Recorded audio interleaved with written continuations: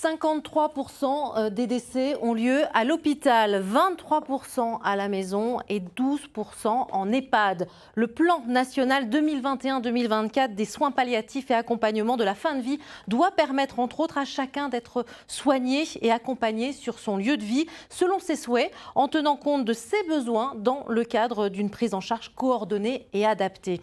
Être accompagné sur les derniers moments de sa vie à la maison, entouré de son proche, on en parle avec le docteur Olivier Mermet. Bonsoir. Bonsoir. Alors vous êtes médecin généraliste à Saint-Pourçain-sur-Sioule dans l'Allier et pilote de ce plan national de santé, développement des soins palliatifs et accompagnement de la fin de vie 2021-2024. Alors aujourd'hui, concrètement, si on demande de faire une fin de vie à domicile, est-ce possible pour, peu importe la maladie, peu importe les soins nécessaires, à ces soins palliatifs à domicile? Alors en fait, tout dépend de la complexité de la situation de la personne. Il faut savoir que la plupart des situations d'accompagnement de fin de vie, elles sont réalisées par l'équipe de santé de proximité, le médecin traitant, l'infirmière libérale, le kiné, le pharmacien de quartier. Voilà, tous ces gens-là qui sont habitués à accompagner la plupart des situations. Après, quand les situations deviennent plus complexes, plus difficiles, on peut avoir besoin de recourir à des équipes spécialisées en soins palliatifs, ce qu'on appelle les équipes mobiles de soins palliatifs. Il y en a dans notre territoire, dans nos territoires. On peut l'avoir sur tout le territoire, même en milieu rural? Voilà, alors il y a encore besoin de faire des efforts pour développer ces structures, pour qu'elles soient vraiment disponibles partout. Mais non, il peut y en avoir, il y en a même des spécialisés pour les situations pédiatriques. Cet accompagnement de fin de vie à domicile, il peut durer combien de temps? Ça peut être quelques mois, ça peut être... Ça peut être plus ou moins long selon les problèmes présentés par les personnes. Ce qui est important en tout cas, c'est que les soins palliatifs soient mis en place le plus tôt possible pour justement permettre aux équipes de tout mettre en place pour accompagner la personne au mieux.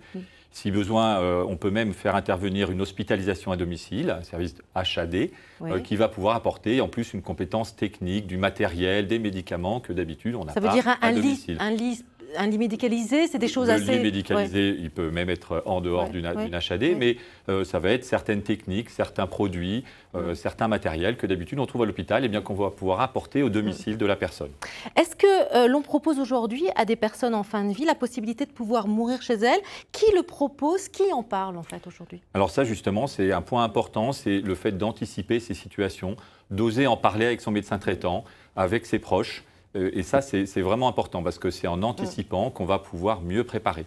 Donc, ne pas hésiter à lancer ces discussions dans la famille, comment on va s'organiser, parce que c'est vrai que souvent les proches sont surtout également beaucoup sollicités dans ces situations. On va en parler. Justement, ça reste quand même un sujet encore tabou. On n'en parle pas forcément en famille. Alors, pour avancer sur ce sujet, un médecin oncologue et une artiste ont co-signé une bande dessinée intitulée « Je veux mourir chez moi ». C'est un reportage que nous avions réalisé à la sortie de cette bande dessinée il y a 2 ans. Je veux mourir chez moi. Le titre est simple et direct, comme le message de cette bande dessinée, plaidoyer pour l'hospitalisation à domicile, signé du scénariste et oncologue Hugues Bourgeois. De pouvoir décéder chez soi, entouré de ses proches, au milieu dans son environnement, avec ses animaux de compagnie s'il y en a, pouvoir voir ses petits-enfants plus facilement. Je pense que c'est hyper important. Il faut vraiment que la population, que les citoyens s'emparent de ce sujet de la façon la plus accessible possible, la bande dessinée, le roman graphique, pour pouvoir échanger en famille, pour pouvoir en discuter. Et pour mettre en image le récit de Camille, agriculteur à la retraite bien décidé à mourir auprès des siens avec vue sur son jardin, l'artiste peintre F. Claire. Elle signe ici sa première bande dessinée. J'ai accepté tout de suite ce défi.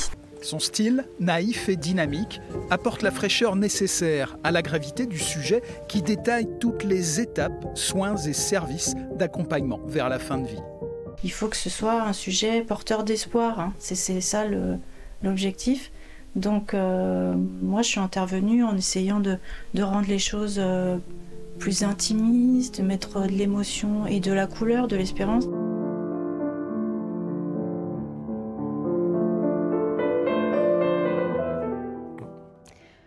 Alors, docteur Olivier Mermet, on peut comprendre que cela peut faire peur aussi aux aidants, aux proches, une fin de vie à domicile, surtout en cas d'urgence ou de détresse respiratoire ou autres complications. Qu'est-ce que vous leur dites justement aux aidants? Alors bien sûr, justement, c'est important que les aidants soient eux-mêmes accompagnés. conseillés, qui sachent qui contacter n'importe quand.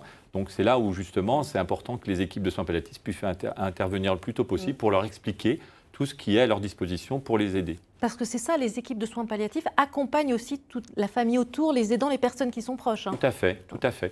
Elles peuvent même leur proposer des fois des hospitalisations dites de répit pour leur permettre, elles aussi, de pouvoir se reposer quelque temps pendant qu'on va, par exemple, prendre soin de leurs proches à l'hôpital. Parce qu'en tant qu'aidant, on a aussi des droits.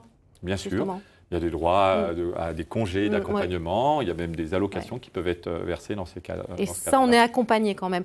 Vous le disiez tout à l'heure, cela concerne autant les adultes que les enfants aussi. Bien sûr, bien sûr. Comme je le disais, il existe des équipes spécialisées en soins palliatifs pédiatriques. Il y en a 2 dans la région Aura qui vont pouvoir intervenir aussi bien à l'hôpital qu'à domicile pour accompagner les enfants conjointement avec les équipes de soins palliatifs adultes qui vont pouvoir... Et les enfants qui peuvent rester justement dans un cadre familial. Bien ça aussi, j'imagine, c'est important psychologiquement. Bien sûr. Il faut penser à désigner une personne de confiance. Ça peut être qui et quel est son rôle? Alors cette personne, ça va être le porte-parole de la personne si un jour elle n'est plus, de la personne malade, si un jour elle n'est plus en mesure de s'exprimer seule. Donc c'est important que la personne malade ait pris aussi le temps de discuter avec cette personne après l'avoir désignée, pour lui dire tout ce qu'elle souhaite et ce qu'elle ne souhaite pas pour cette période de sa fin de vie. Ça peut être son médecin, ça peut être quelqu'un de la famille? Ça peut être le médecin, mais souvent ça va être un proche, ça peut être l'époux, le fils, ça peut être un voisin, ça peut être en tout cas quelqu'un à qui bien sûr on fait confiance pour pouvoir jouer ce rôle de porte-parole. Parce que c'est ça, c'est qu'à un moment donné, si la personne ne peut plus s'exprimer, c'est-à-dire que c'est la famille qui doit décider, c'est la famille qui doit choisir. La décision, elle est médicale, mais le médecin, pour prendre sa décision, il va s'appuyer sur il va rechercher ce que la personne avait dit lorsqu'elle était, si elle est en mesure de s'exprimer, il va d'abord l'écouter, et si elle ne peut pas s'exprimer, il va se tourner vers ses directives anticipées, si elle a rédigé ce document qu'on appelle des directives anticipées, qui va dire ce que la personne souhaite ou ne souhaite pas. À défaut, il va se tourner vers la personne de confiance et après, bien sûr, il va se tourner vers les proches. Et fort de tous ses avis, il va pouvoir prendre sa décision, le médecin. Alors, vous êtes pilote pour le plan national 2021-2024 du développement des soins palliatifs et de l'accompagnement de la fin de vie. On va vers une nouvelle stratégie avec la poursuite de la structuration des filières territoriales des soins palliatifs, cette fois-ci sur 10 ans, 2024-2034. Quels sont les objectifs à atteindre justement pour les années à venir? C'est encore améliorer les conditions d'accompagnement des personnes, poursuivre le développement des structures. Comme on le disait, il y a encore des zones où il est difficile d'avoir accès à une équipe de soins palliatifs, mais il faut qu'à la fin de cette stratégie, il n'y ait plus de zones blanches, comme on dit, et que les gens puissent accéder à ces soins palliatifs partout, et surtout le plus précocement possible, que les proches puissent être accompagnés dans de bonnes conditions, et également après le décès, puisqu'il y a également tout un travail à faire sur l'accompagnement du deuil. Alors, il y a un site internet qui est assez important, c'est ça, qui est très pratique, c'est parlonsfindevie.fr. Voilà, c'est ça. À quoi sert-il ? C'est le site du Centre national des soins palliatifs et la fin de vie. Les gens vont pouvoir trouver, c'est une mine d'informations pour les personnes, ils vont pouvoir trouver plein d'informations, notamment les structures de soins palliatifs de leur territoire, comment faire appel à une équipe de soins palliatifs, comment accéder à la visite d'un bénévole, par exemple, comment rédiger ses directives anticipées, comment désigner une personne de confiance. Voilà, toutes ces informations-là, il va les trouver sur ce site. Donc, ne pas hésiter à aller sur ce site. Merci beaucoup, docteur Olivier.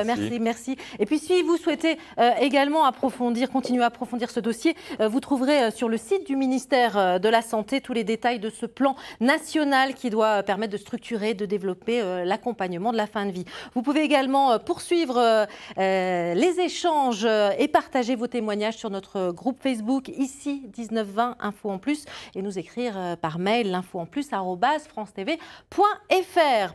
Restez avec nous, l'information continue dans ici 1920 avec ce qu'il faut retenir de l'actualité aujourd'hui.